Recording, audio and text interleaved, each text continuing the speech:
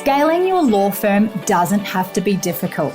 It's all about mastering a few key strategies, systems, and mindsets. Welcome to the Scalable Law Podcast, where we talk about how you can increase profit in your pocket and time in your calendar.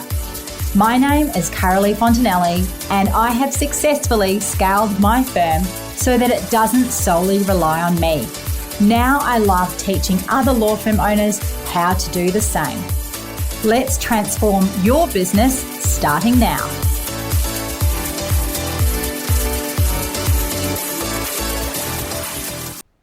Welcome to another episode of the Scalable Law Podcast. I'm your host, Carolee, and I'm glad that you are joining me again today.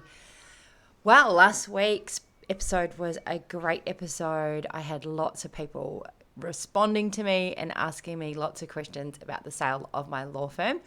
I am a real person on the end of an email and social media accounts and things like that. So if you do want to ever reach out to me, please feel free to do that. I'm always available and happy to have a chat. And I also really love to hear from the people that are listening into my podcast.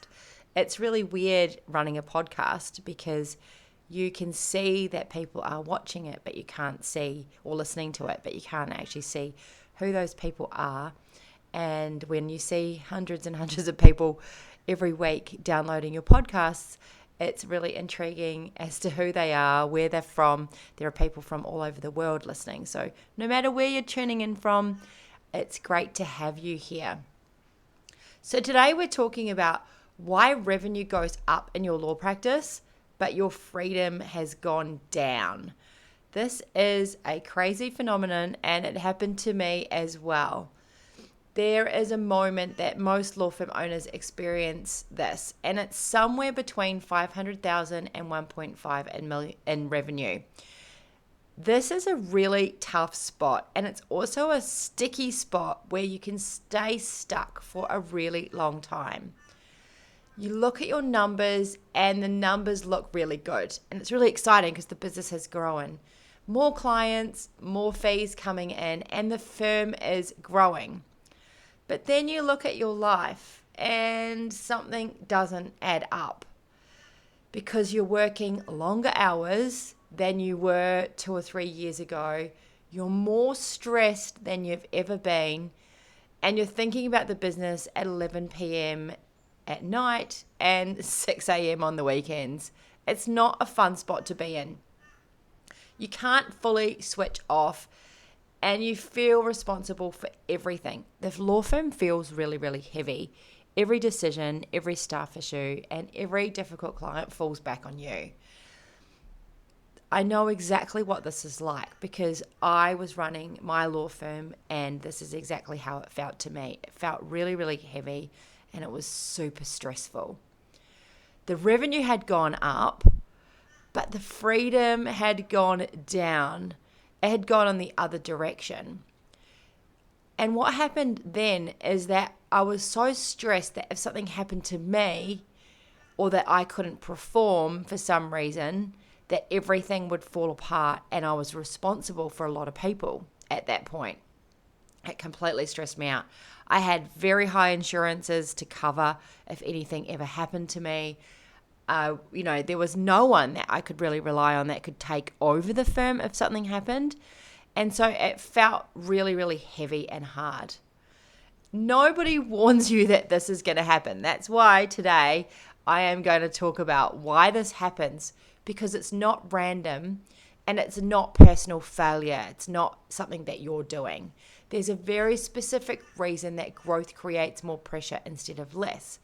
And once you understand it, you can actually start doing something about it, which is where I got to and how I got out of it. So that's exactly what I'm going to share with you today. When most of us start out as a law firm owner, we believe in a very specific thing that drives all of it. And what we believe in is, if I can just get enough clients, I'll have enough money. And if I have enough money, I'll have more freedom. Now, the reality is most of us started our law firm because we wanted more money than we were getting as an employed solicitor, and we wanted more freedom than we were getting as an employed solicitor. We wanted to call the shots, right? So all of this is completely logical, and it's completely logical to assume that if we have more revenue, we're going to have more resources. And if we have more resources, it means that we've got more options. And if we've got more options, it means more control over our time and our freedom. Except the problem is that this just isn't how it plays out, not for most firms. What actually happens is this. As the firm grows, the number of moving parts increase. More staff, more clients, and more complexity. And more things that can go wrong. And if the operational structure of the law firm hasn't grown at the same rate as the revenue, which it almost never has, all of the extra complexity lands on the owner. So instead of freedom, you get more responsibility. Instead of calm, there's a whole lot more noise and often chaos. Instead of strategic leadership, you're in the weeds doing everything, just at a higher volume. The revenue went up, but the structure didn't grow with it. That's the gap. And that gap is where your freedom disappears. So here's what growth actually exposes. This is something I've seen across hundreds of law firms that I've spoken to. Growth doesn't create problems, it exposes them. The problems are already there. When a law firm is small, say just you and 1 or 2 support staff, you can hold everything in your head and direct people from that space. You know where everything is, you know how to make every decision. There's not as many clients, so it's much easier to make those decisions. You're across every matter, and the work's at a certain size. Things like your admin team, it doesn't need to do as much admin, or your accounts, you don't have as many accounts, for example. So often you can direct traffic from your head and it's totally fine. But when the firm starts to grow, those informal systems, the ones that only exist in your head, start to crack, and the pressure gets greater and greater. Because now there are other people who need to know how things work. There are clients who need consistent service that doesn't depend on whether you have personally picked up the call or not. And there are processes that need to be repeatable. They're not just a one-off. And these aren't just processes that happen daily or weekly or even monthly. Sometimes these processes are annually as well. And if those systems were never built, growth doesn't give you more capacity. It just makes the gaps more visible and way more painful. I talk to law firm owners who have just hit their $1 million revenue, so they're doing about $83K a month, and they feel more chaotic than they did at $400,000 when their team was smaller. That's not because they're doing something wrong. It's because the business outgrew the structure underneath it. The revenue is real, but the foundation wasn't built to carry the revenue. The 3 traps that owners keep getting stuck on are these. There are 3 patterns, and I see them consistently, and this explains why this keeps happening. Why owners keep working harder even as the firm grows. The first one is the delegation trap, right? Most law firm owners think that they're delegating, but what they're actually doing is offloading tasks while retaining all of the decision making. They'll hand someone a piece of work, but they'll still be the one who approves it, checks it, corrects it, and answers questions about it, which means that they haven't really delegated at all. They've just added a middle step of someone else doing parts of it for them. Real delegation requires systems. It requires clarity and what good or finished looks like. The systems will also tell you about how decisions are made and what authority other people actually have. And without that, you're not delegating. You're just creating a more complicated version of doing it yourself. This is a real trap because then as a law firm owner, you think other people that I'm employing just don't get it. They're just not as good as me. Where are the good people? I can't find them. But the reality is that you just haven't given clear enough direction because you don't have any systems in place. What I find is that most employees really want to do a good job, but often we haven't told them how to do a good job. What does the task look like when it's done? What authority does the person have over the task being complete? And how can they complete the task without you having to check it? The second is the hiring trap. When a firm feels chaotic, the instinct is to hire someone to fix it, and that makes sense. But hiring into chaos doesn't reduce the chaos. What it actually does is amplifies it. Because now you have a new person who needs to be onboarded, trained, and managed.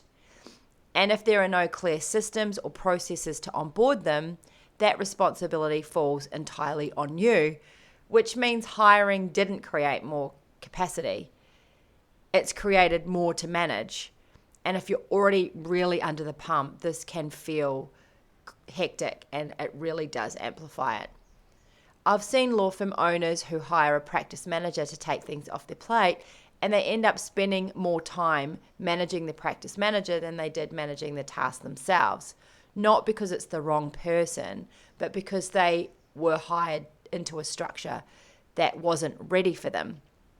A huge trap is that law firm owners hire junior lawyers, and those junior lawyers make them busier than they have ever been before, because junior lawyers need so much attention and training and genuine support. So it's not a great idea to be hiring a junior lawyer when you're already under the pump. I'm just giving you that as a quick tip. The third is the revenue trap. When things feel out of control, owners often respond by focusing harder on revenue, more marketing, more business development, more clients. That logic is, if I can just get more coming in, the pressure will ease. But revenue doesn't solve operational problems. It actually funds them. More clients means more work, more staff, more coordination, more complexity. None of which gets easier unless systems underneath are built up and are strong enough to handle it all. Around my house lately, we have been doing some renovations. If you've been following us, you'll know that we have bought a homestead. And the renovations require a lot of foundational work. You know, for example, if you build a deck and the foundation sucks on the deck and it's all wobbly, you're just going to stand on a wobbly deck and it's going to look and feel awful and need to be rebuilt soon. Building your law firm is exactly the same. The more revenue going into a structurally weak firm doesn't create freedom. It creates bigger problems at a higher cost, and you're going to be more stressed than ever. Let's talk about the real reason freedom disappears as your firm grows larger. Let me say something directly. The reason most law firm owners lose their freedom as the firm grows is not because they're bad at business. It's not because they've made the wrong hiring decisions or chosen the wrong software or didn't work hard enough. It's because no one ever taught them how to build the operational layer of a law firm. Law school trains you to be an excellent lawyer, and working in law firms gives you the experience and teaches you further how to be an excellent lawyer. But none of these things train you to be a business owner. And let's face it, when we've been working in a lot of law firms, they don't have good structure either. So we've learned how to run a law firm off a law firm who doesn't have good structure. Most of the business advice that exists is really generic as well. It's too generic to be useful for law firm owners. It's written for product companies or retail businesses or startups, not for law firms where the work is complex and the relationships are personal and quality is everything. So law firm owners build firms by instinct. Hands up if that's you. That was definitely me as well. I was building my law firm by instinct. We figure it out as we go, and at a small size, that works.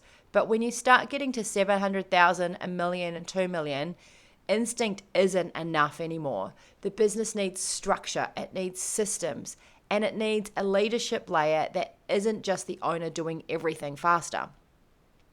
And when the structure doesn't exist, the owner becomes the structure. Their availability, their judgment, their presence, that's what's holding the firm together. And that is absolutely not sustainable. And it's not freedom. How long do you want to be in your law firm for? You didn't start it just to do it for like 2 or 3 years. You started your law firm so that you can build something, hopefully to have an asset to sell by the end of maybe when you retire, for example. Or you might sell it like I have midway through that period. So you want the growth and the income and the freedom to be sustainable. Ideally, you want a lot of freedom in your law firm, like I wanted in mine, because you want your law firm to give you an awesome life on the way through, right? So let's talk about a shift and what that looks like. I really want to give you a picture of what changes when the operational structure is actually in place. When there are clear systems, when people know what to do, how to make decisions, what good and finished looks like, what authority they have over the work that they're doing. What that means is that you as the owner can stop being the answer to every question.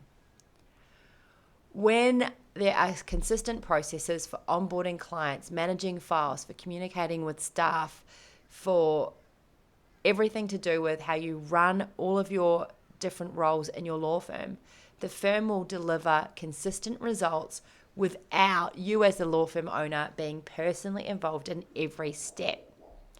When there is a leadership layer, when other people in the firm are genuinely empowered to lead their areas and others, you as the law firm owner can step back from the day-to-day and start operating at more of a strategic level. That's when the dynamic shift starts.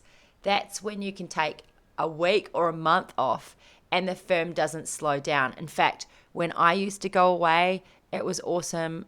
My firm did even better. The numbers were amazing. I never had any fires to put out. And it was just so empowering to be able to go away for a month without having to tune in to know what's going on, because I just knew everything was running so well. So this is what I want for you. I want where you can go away and it doesn't create a crisis. That's when revenue and freedom start moving in the same direction instead of opposite ones. The truth is, though, that this doesn't happen overnight, but it starts with the understanding of what needs to be built and making those things the priority. So if you are sitting with this feeling right now, the revenue is growing, but something feels wrong, I want you to know it's one of the most common things that I see in law firms. It's not permanent if you fix it and do something about it. And it's not a sign that you're bad at business or you've made bad decisions. It's usually a sign that the business has outgrown the operational foundations, and the foundations can be rebuilt, just like the deck that I was talking about earlier. The firms I've watched make this shift from chaos to calm, from reactive to strategic, they all went through a version of this realization first. The revenue is fine. The structure is what needs work. And that's where the work actually is. It lies there. And that's where the freedom comes from once that foundational work has been doing. Well, that's all I have today for you. And I hope that this has been really interesting. Thanks for listening. If this has resonated with you, share it with another law firm owner who needs to hear it as well. I would love to expand who's listening and who we can help. And if you want to go deeper on what the operational structure actually looks like for growing a law firm, I'm going to leave a link in the show notes for you. You can jump on a call with one of our team. We have growth calls. Every single week we have law firm owners who are coming into our accelerator program, and we are sharing with them exactly how to fix these operational issues. And we would love to help you as well. Anyway, until next time, bye for now. Thank you for listening to the Scalable Law Podcast, brought to you by the Scalable Business Lounge. If you would love to know how you can get more clients without relying on referrals, head over to scalablelaw.com to watch my free masterclass. Until next time, you have got this.